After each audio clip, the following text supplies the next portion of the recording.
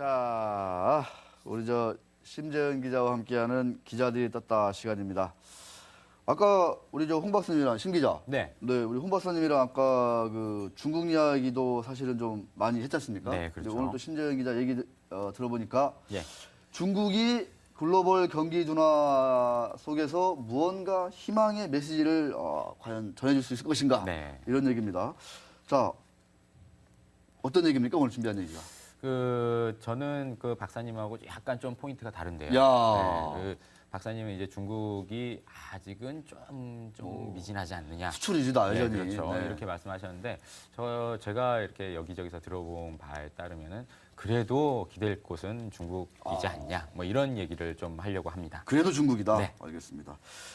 아까 홍 박사님도, 홍순영 박사님도 3분기 말 정도가 중국의 어떤 네, 경제 그런 지표를 보면 얘기를 바닥이다. 하셨죠. 뭐 네네. 이렇게 봤는데 실제로 좀 최근 지표는 좀 좋아지고 있나요? 네, 얼마나 좋아지고 있어요? 지금 지표를 좀 보면은 네. 이제 해석하기 조금 나름이 있지만은 그 지표를 보면은 중국 제조업 구매 관리자 지수가 PMI라고 있는데 그 네. 석 달 연속 지금 상승을 했습니다. 그 50을 넘으면은 경기가 좀 이렇게 풀리고 50을 밑돌면은 좀 경기가 좀 위축된다. 이렇게 볼 수 있는데 그 지난 11월이죠. 지난달 그 지수가 10월보다 0.4포인트 오른 50.6 기록했습니다. 그러니까 뭐 그렇게 아까 지금 홍 박사님도 말씀하셨지만 해석하기에 따라서 조금 다를 수 있지만 그렇게 뭐 중국 경기가 굉장히 예전처럼 2007년이나 8년처럼 굉장히 좀 성장세를 보인다 이렇게는 볼 수 없지만 뜨겁지는 않다. 예, 그렇지만 어쨌든지 좀 바닥을 치고 오르는 거 아니냐 이런 기대감을 좀 볼 수 있고요.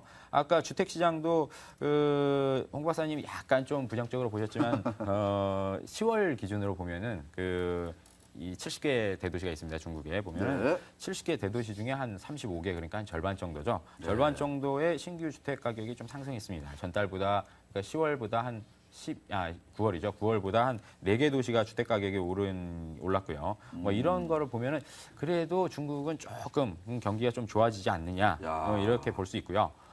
국제평가사 무디스 있죠. 네, 무디스. 무디스가 지금 중국 부동산 전망을 이전까지는 굉장히 부정적이라고 평가를 했습니다. 근데 최근에 안정적이다. 예, 이렇게 지금 평가를 바꿨고요. 이런 걸 볼 때 조금씩은 중국 경기가 좀 나아지지 않느냐 이렇게 좀 볼 수 있을 것 같습니다. 그리고 그 전문가들 그 평가를 분석을 보면은 3분기 때 그 중국 경제 성장률이 7.4% 기록했는데 뭐 우리나라로 보면은 굉장히 높은 지수입니다. 그렇죠? 우리나라는 뭐 한 3%도 안 된다 뭐 이러니까 우리나라로 보면은 굉장히 높지만 중국 같은 경우는 7분기째 이게 둔화세를 보인 거거든요. 7.4%가. 근데 이 3분기를 바닥으로 해서 좀 다시 오르지 않겠냐. 그러니까 이번 4분기에는 반등하지 않겠냐 이런 전망이 나오고 있기 때문에 중국 경기가 그래도 세계 시장에 세계 증시라든가 경기에 구원투수로 등장할 가능성이 그래도 좀 보인다 이렇게 말씀드릴 수 있습니다.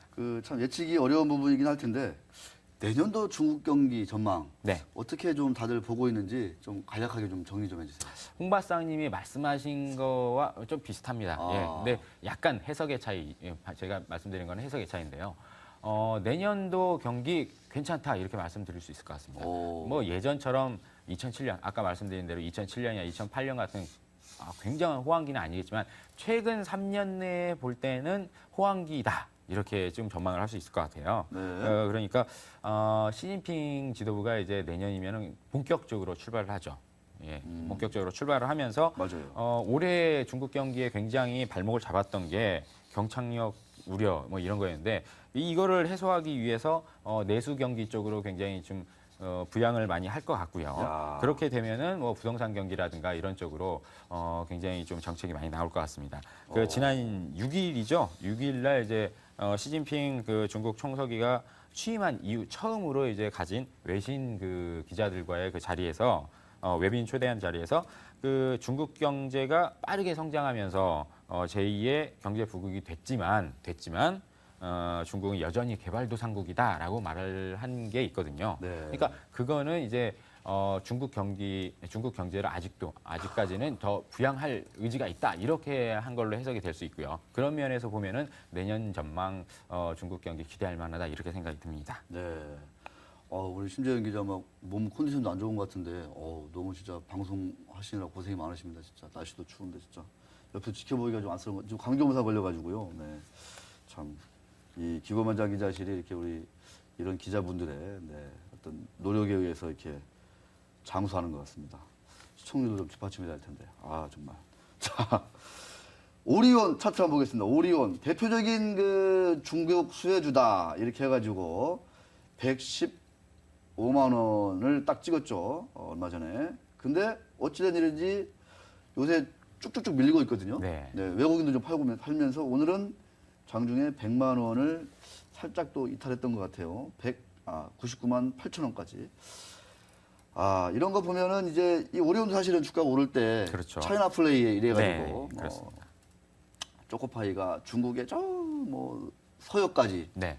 이제 배달이 된다, 팔린다, 뭐 이런 얘기였거든요. 근데 자 이제 본격적으로 우리 신재현 기자와 함께 중국의 그 어떤 이런 내수 부양이라든가 어떤 그래도 상대적으로 높은 성장을 보이고 있는 중국 경제에서 좀 수혜를 입을 만한 업종이나 그런 종목들을 좀 얘기해봐야 될 것 같은데 일단 증권가에서는 이미 많이 오른 것도 있거든요. 그렇죠. 어떤 종목 업종들이 좀 얘기가 되고 있나요? 뭐 중국 수혜주다 이렇게 딱 말하면은 전통적으로 꼽히는 게 뭐 석유화학이라든가 철강 이런 쪽이었죠.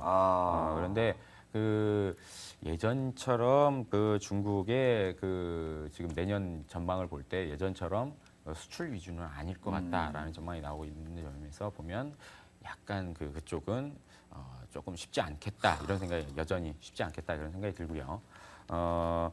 제가 쭉 말씀드린 대로 아직은 그래도 중국 내수주 내수 시장을 노리는 그런 종목을 봐야지 않냐 이런 생각이 듭니다. 유 관장님께서 방금 그 오리온 최근에 주가 좀 빠졌다 이렇게 말씀드렸는데 저는 그런 생각이 듭니다. 약간 그 지금 시기를 저가 매수 기회로 조금 더 판단할 필요도 있지 않느냐 그런 생각이 드는 게 그래요? 주가가 이미 많이 오른 종목도 있습니다. 그렇지만 지금 빠지고 있는 종목도 있고요. 그런데 내년을 보면은 이런 종목을 조금 빠진 종목 같은 경우는 사둘 필요 있다 이런 생각이 들고요. 네. 방금 말씀하신 뭐 오리온이라든가 빙그레 이런 종목이 대표적인 종목이 있겠죠. 그 식품주 그리고 에이블 CNC 뭐 이런 그 화장품주도 있을 것 같고요. 코스맥스 이런 화장품주도 있을 것 같고. 근데 여기는 화장품주 같은 경우는 굉장히 많이 올랐습니다 이미. 그 중국 수혜뿐만이 아니라 그 국내에서도 굉장히 좀 분위기가 좋았죠. 그래서 많이 올랐지만 내년에도 좀 긍정적으로 바라볼 필요 있을 것 같고요. 네. 또 하나 보자면은 뭐 호텔 신라라든가 호텔 신라?